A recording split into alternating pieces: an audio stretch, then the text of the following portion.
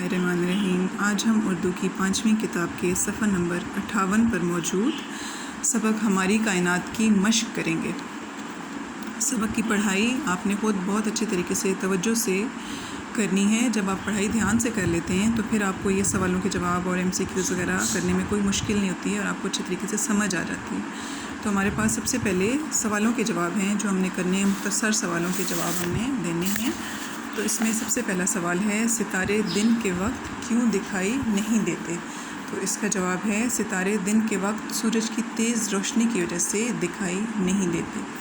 दूसरा सवाल है, रात और दिन कैसे बनते हैं? तो इसका जवाब है, ज़मीन का जो हिस्सा सूरज के सामने आता है वहाँ सूरज की रोशनी पड़ने से दिन हो जाता है और ज़मीन का आधा हिस्सा जहाँ रोशनी नहीं पहुँच पाती वहाँ रात होती है। इसके बाद तीसरा सवाल है, एक शमसी साल कितने दिनों में मुकम्मल होता है? तो इसका जवाब है, एक शमसी साल 365 दिनों में मुकम्मल होता है, यानी 365 दिनों में मुकम्मल होता है। अगला सवाल है, सितारे और सैयारे में फ़र्क बयान करें। तो सितारे सैयारों से जसामत में बड़े होते हैं। पहला फ़र्क क्या है कि वो सैयारों से बड़े होते हैं सितारे। दूसरा क्या है, इनकी अपनी रोशनी होती है जबकि सैयारों की अपनी रोशनी नहीं होती। अगला सवाल है, एक कमरी साल कितने महीनों का होता है? तो इसका जवाब है, चाँद की गर्दिश के मुताबिक 12 महीनों में एक कमरी साल मुकम्मल होता है। आखिरी सवाल है, निज़ाम शमसी से क्या मुराद है?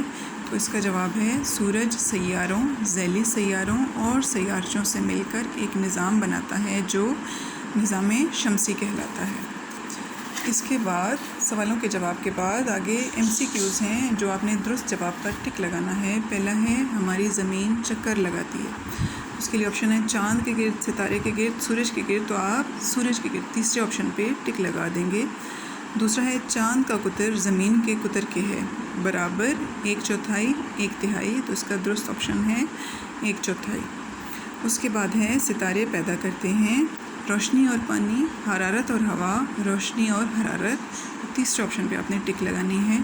उसके बाद है, चाँद ज़मीन के गिर्द अपना चक्कर मुकम्मल करता है तकरीबन 40 दिन में, तकरीबन 25 दिन में, तकरीबन 29 दिन में। तो ये तीसरा ऑप्शन, इसमें आप टिक लगाएंगे। पहली तारीख के चाँद को कहते हैं हिलाल, बदर, कमर। तो पहली तारीख के चाँद को हिलाल कहते हैं।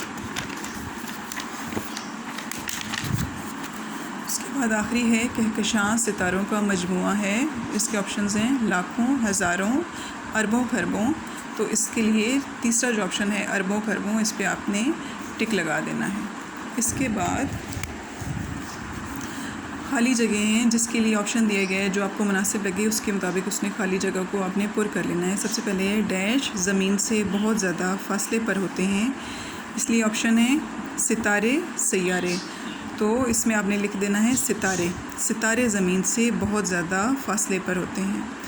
दूसरी खाली जगह है, हमारी ज़मीन भी एक डैश है, सैयारा, सितारा।